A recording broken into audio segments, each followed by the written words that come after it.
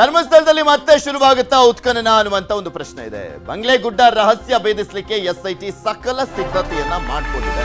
ಅರಣ್ಯ ಇಲಾಖೆ ಸಹಕಾರವನ್ನ ಕೇಳಿರುವಂತದ್ದು ಎಸ್ಐಟಿ. ಯಾಕೆಂದ್ರೆ ಎಸ್ಐಟಿ ಆಫೀಸರ್ಸ್ ನಾವು ಪೊಲೀಸು ಅಂದ್ಬಿಟ್ಟು ಹೋಗ್ಬಿಟ್ಟು ಬಗೆಯಕ್ಕಾಗಲ್ಲ, ಅಲ್ಲಿ ಅರಣ್ಯ ಇಲಾಖೆಯ ಪರ್ಮಿಷನ್ ಬೇಕಾಗುತ್ತೆ. ಸೊ ಹೀಗಾಗಿ ಅರಣ್ಯ ಇಲಾಖೆ ಪರ್ಮಿಷನ್ ಕೊಟ್ಟ ಬಳಿಕ ಎಸ್ಐಟಿ ಉತ್ಖನನ ಮಾಡುವಂತ ವಿಚಾರಕ್ಕೆ ಸಂಬಂಧಪಟ್ಟಂತೆ ನೆಕ್ಸ್ಟ್ ನಿರ್ಧಾರವನ್ನ ಮಾಡಲಿದ್ದಾರೆ. ಬಂಗ್ಲೆಗುಡ್ಡದಲ್ಲಿ ಅಸ್ಥಿ ಪಂಜರ ನೋಡಿದ್ದಾಗಿ ಹೇಳಿಕೆಯನ್ನ ಕೊಟ್ಟಿರುವಂತದ್ದು ವಿಠಲ್ ಗೌಡ. ಎಸ್ಐಟಿ ಮುಂದೆ ಹೇಳಿಕೆಯನ್ನ ನೀಡಿದ್ರು ವಿಠಲ್ ಗೌಡ, ಸೌಜನ್ಯ ಅವರ ಮಾವ. ವಿಠಲ್ ಗೌಡ ಹೇಳಿಕೆ ಬೆನ್ನಲ್ಲೇ ಶೋಧಕ್ಕೆ ನಿರ್ಧಾರವನ್ನ ಮಾಡಲಾಗಿದೆಯಂತೆ. ಅರಣ್ಯ ಇಲಾಖೆ ಅನುಮತಿಯನ್ನ ಕೇಳಿತ್ತು ಎಸ್ಐಟಿ. ಬಂಗ್ಲೆಗುಡ್ಡ ಕಾಡಿನ ಸರ್ವೆ ರಿಪೋರ್ಟ್ ಅನ್ನ ಕೇಳಿರುವಂಥದ್ದು ಎಸ್ಐಟಿ. ಯಾವ ರೀತಿಯಾಗಿ ಮರಗಳಿದಾವೆ, ಉತ್ಖನನ ಆಗುವಂಥ ಜಾಗ ಇದೆಯಲ್ಲ ಅಲ್ಲಿ ಯಾವ ಮರ, ಅದು ಎಷ್ಟು ಏಜಿನ ಮರ, ಅಲ್ಲೇನಾದರೂ ಉತ್ಖನನ ಮಾಡಿದಂಥ ಸಂದರ್ಭದಲ್ಲಿ ಏನಾದರೂ ಡ್ಯಾಮೇಜ್ ಆಗುತ್ತಾ, ಈ ರೀತಿಯಾಗೆಲ್ಲ ಅವ್ರ ಮಾಹಿತಿಯನ್ನು ಪಡ್ಕೊಳ್ತಾ ಇದ್ದಾರೆ. ಹಳೆಯ ರಿಪೋರ್ಟನ್ನು ನೀಡಿದೆಯಂತೆ ಅರಣ್ಯ ಇಲಾಖೆ ಎಸ್ಐಟಿ ಅಧಿಕಾರಿಗಳಿಗೆ. ಮೇಲಧಿಕಾರಿಗಳ ಅನುಮತಿಗೆ ಕಾಯ್ತಾ ಇರುವಂಥದ್ದು ಟೀಮ್. ಅನುಮತಿ ಸಿಕ್ಕರೆ ಹಿಂದೆ ಬಂಗ್ಲೆಗುಡ್ಡದಲ್ಲಿ ಶೋಧವನ್ನ ಮಾಡಲಾಗುತ್ತೆ ಅಂತ ಹೇಳಲಾಗ್ತಾ ಇದೆ. ಹಳೆಯ ರಿಪೋರ್ಟ್ ಕೊಟ್ಟಿರೋದ್ರಿಂದ ಅನುಮತಿ ಡೌಟ್ ಅಂತ ಕೂಡ ಹೇಳಲಾಗ್ತಾ ಇರುವಂಥದ್ದು. ನೋಡಬೇಕು ಏನಾಗುತ್ತೆ ಇವತ್ತು ಡೆವಲಪ್ಮೆಂಟ್ಸ್ಗಳು ಅನ್ನುವಂಥದ್ದನ್ನ. ಯಾಕೆಂದ್ರೆ ವಿಠಲ್ ಗೌಡ ಅವರ ಹೇಳಿಕೆಯನ್ನ ಆಧರಿಸಿ ಉತ್ಖನನ ಮಾಡೋದೇ ಆದರೆ ಆ ಉತ್ಖನನ ಜಾಗದಲ್ಲೂ ಕೂಡ ಸಹಜವಾಗಿ ಸಾಕಷ್ಟು ಸವಾಲುಗಳಿರ್ತವೆ. ಸೊ ಅದ್ರ ಬಗ್ಗೆ ಅರಣ್ಯ ಇಲಾಖೆಯಿಂದ ಪರ್ಮಿಷನ್ ಅನ್ನ ತಗೊಂಡು ಅಲ್ಲಿ ಆ ಮರಗಳ ಬಗ್ಗೆನೂ ಕೂಡ ಮಾಹಿತಿಯನ್ನ ಪಡ್ಕೊಂಡು ನೆಕ್ಸ್ಟ್ ಉತ್ಖನನ ಮಾಡಬೇಕಾ ಬೇಡವಾ ಅನ್ನುವಂಥದ್ರ ಬಗ್ಗೆ ಡಿಸೈಡ್ ಅನ್ನ ಮಾಡಲಾಗುತ್ತೆ. ಇದ್ರ ಬಗ್ಗೆ ಇನ್ನಷ್ಟು ಮಾಹಿತಿಯನ್ನ ಕೊಡ್ತಾ ಹೋಗ್ತಾರೆ ನಮ್ಮ ಪ್ರತಿನಿಧಿ ಕಿಶನ್. ನಮ್ಮ ಜೊತೆ ನೇರ ಸಂಪರ್ಕದಲ್ಲಿ ಜಾಯ್ನ್ ಆಗಿದ್ದಾರೆ. ಕಿಶನ್, ಇವತ್ತು ಏನೇನೆಲ್ಲ ಬೆಳವಣಿಗೆಗಳಾಗ್ಬೋದು, ಅವಕಾಶ ಸಿಗ್ಬೋದಾ ಹೇಗೆ ಅಂತ ಉತ್ಖನನಕ್ಕೆ? ಪೃಥ್ವಿ, ವಿಠಲ್ ಗೌಡ ಹೇಳಿಕೆ ಈ ಒಟ್ಟು ಪ್ರಕರಣಕ್ಕೆ ಹೊಸ ದಿಕ್ಕನ್ನು ನೀಡಿತ್ತು. ಯಾಕಂದ್ರೆ ಅವರು ಒಂದು ಸ್ಫೋಟಕ ಹೇಳಿಕೆಯನ್ನು ಕೊಟ್ಟಿದ್ರು. ನಾನು 8 ಮನುಷ್ಯರ ಅವಶೇಷಗಳಲ್ಲಿ ಕಂಡಿದ್ದೇನೆ, ಕೆಲವು ಆ ಭೂಮಿಯ ಅಡಿಭಾಗದಲ್ಲಿರ್ಬೋದು, ಆದ್ರೆ ಮೇಲ್ಭಾಗದಲ್ಲೇ ಸಾಕಷ್ಟು ಅವಶೇಷಗಳು ಕೂಡ ಇದೆ, ಬುರುಡೆಗಳು ಕೂಡ ಇವೆ ಎಂಬ ಹೇಳಿಕೆಯನ್ನು ಕೊಟ್ಟಿದ್ರು. ಈ ಹೇಳಿಕೆ ಅನುಸಾರವಾಗಿ ಮೊಹಂತಿ ಅವರು ಕೆಳಸ್ತರದ ಅಧಿಕಾರಿಗಳಿಗೆ ಒಂದು ಸ್ಪಷ್ಟವಾದ ಸೂಚನೆ ಕೊಟ್ಟಿದ್ರು. ಯಾವುದೇ ಕಾರಣಕ್ಕೂ ಸಾಕ್ಷ್ಯ ನಾಶ ಆಗುವಂತಹ ಸಂಭವ ಇರಬಾರ್ದು, ಹಾಗಾಗಿ ಮೇಲ್ಭಾಗದಲ್ಲಿರುವಂತಹ ಬುರುಡೆಗಳನ್ನ ಶೋಧ ಮಾಡಬೇಕು, ಅವುಗಳನ್ನ ವಶಕ್ಕೆ ಪಡ್ಕೊಳ್ಬೇಕು, ಜೊತೆಗೆ ಅವುಗಳನ್ನು FSLಗೆ ಕಳಿಸಬೇಕೆಂಬ ಆದೇಶವನ್ನು ಕೂಡ ಮಾಡಿದ್ರು. ಆದ್ರೆ ಮುಂದುವರಿದ ಭಾಗವಾಗಿ ಅರಣ್ಯ ಇಲಾಖೆಯಿಂದ ಇದಕ್ಕೆ ಪರ್ಮಿಷನ್ ಬೇಕಾಗತ್ತೆ. ಯಾಕಂದ್ರೆ ಅದು ಮೀಸಲು ಅರಣ್ಯ ಭಾಗ ಆಗಿರೋ ಕಾರಣಕ್ಕಾಗಿ ಯಾರು ಕೂಡ ಆ ಒಳಗೆ ಹೋಗಿ ಅಲ್ಲಿ ಶೋಧ ಕಾರ್ಯ ಆಗ್ಬೋದು, ಉತ್ಖನನ ಕಾರ್ಯ ಆಗೋದು ಮಾಡೋದು ಅಸಾಧ್ಯ. ಹಾಗಾಗಿ ಅರಣ್ಯ ಇಲಾಖೆಯ ಪರ್ಮಿಷನ್ ಸಹಿತವಾಗಿ ಅಲ್ಲಿ ಶೋಧ ಕಾರ್ಯವನ್ನ ಮಾಡಬೇಕಾಗತ್ತೆ.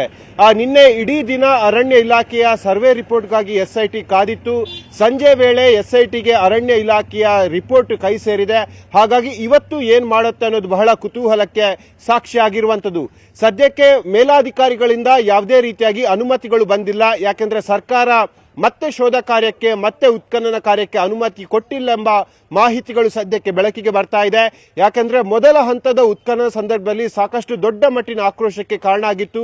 ಬಿಜೆಪಿ ಇದೇ ವಿಚಾರವನ್ನು ಇಟ್ಕೊಂಡು ಇಡೀ ರಾಜ್ಯದಲ್ಲಿ ರಾಜಕೀಯವನ್ನ ಮಾಡಿತ್ತು, ಪ್ರತಿಭಟನೆಗಳನ್ನು ಕೂಡ ಮಾಡಿತ್ತು.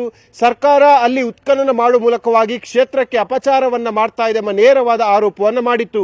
ಹಾಗಾಗಿ ಈ ಬಾರಿಯೂ ಕೂಡ ಅದೇ ಆರೋಪಗಳು ಮರುಕಳಿಸಬಾರ್ದ ನಿಟ್ಟಿನಲ್ಲಿ ಈಗ ಎಸ್ಐಟಿ ಮತ್ತು ಸರ್ಕಾರ ಬಹಳ ಜಾಗೃತವಾದ ಹೆಜ್ಜೆಯನ್ನ ಇಡ್ತಾ ಇದೆ. ಮೇಲಾಧಿಕಾರಿಗಳ ಆದೇಶಕ್ಕೆ ಬೆಳ್ತಂಗಡಿಯ ಎಸ್ಐಟಿ ಆಫೀಸರ್ಸ್ ಕಾಯ್ತಾ ಇದ್ದಾರೆ. ಮೇಲಾಧಿಕಾರಿಗಳು ಆದೇಶ ಕೊಟ್ಟ ನಂತರವಾಗಿ ತಕ್ಷಣವಾಗಿ ಅಲ್ಲಿ ಶೋಧ ಕಾರ್ಯವನ್ನ ಮಾಡಬೇಕಾಗತ್ತೆ. ಇದಕ್ಕೆ ಸಂಬಂಧಪಟ್ಟಂತೆ ಧರ್ಮಸ್ಥಳ ಗ್ರಾಮ ಪಂಚಾಯತ್, ಅರಣ್ಯ ಇಲಾಖೆ, ತಜ್ಞ ವೈದ್ಯರನ್ನು ಕೂಡ ಈಗ ಸನ್ನದ್ಧ ಸ್ಥಿತಿಯಲ್ಲಿ ಇರಬೇಕಂತ ಹೇಳಿ ಎಸ್ಐಟಿ ಸೂಚನೆ ಕೊಟ್ಟಿದೆ.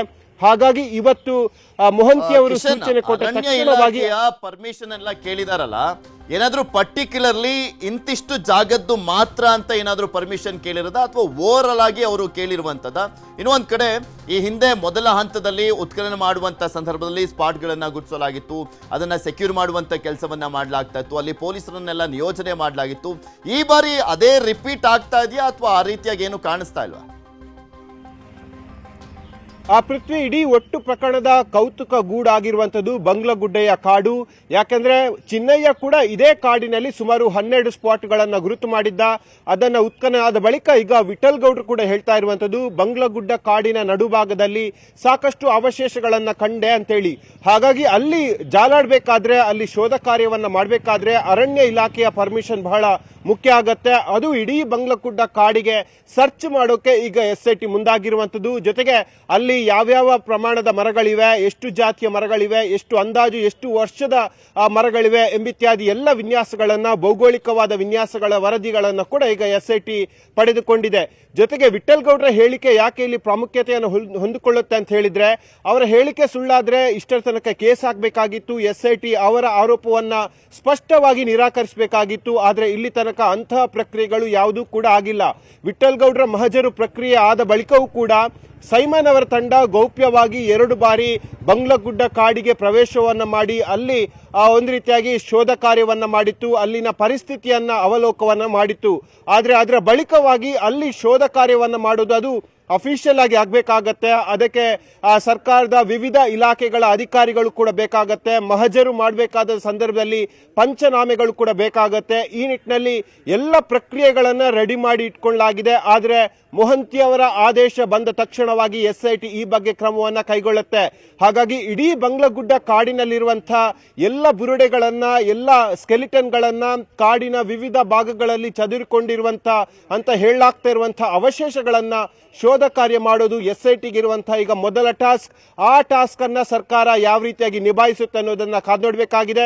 ಜೊತೆಗೆ ಪ್ರತಿಪಕ್ಷಗಳ ಆರೋಪದ ಬೆನ್ನಲ್ಲೇ ಈ ರೀತಿಯ ಮಹತ್ತರವಾದ ಹೆಜ್ಜೆ ನೀಡಬೇಕಾದ್ರೂ ಕೂಡ ಹಲವು ಕಾನೂನಾತ್ಮಕ ಸಲಹೆಗಳನ್ನು ಪಡ್ಕೊಳ್ಬೇಕಾಗತ್ತೆ. ಈ ನಿಟ್ಟಿನಲ್ಲಿ SIT ಆ ಎಲ್ಲ ಆಯಾಮಗಳಲ್ಲಿ ಎಲ್ಲ ಕ್ಲಿಯರೆನ್ಸ್ಗಳನ್ನು ಪಡೆದುಕೊಂಡ ಬಳಿಕವಾಗಿ ಮತ್ತೆ ಒಂದು ಹೆಜ್ಜೆ ಮುಂದೆ ಇಡುವಂತಹ ಸಾಧ್ಯತೆಗಳು ಸದ್ಯಕ್ಕೆ ಕಂಡು ಬರ್ತಾ ಇರುವಂತದ್ದು. ಪೃಥ್ವಿರಾಜ್.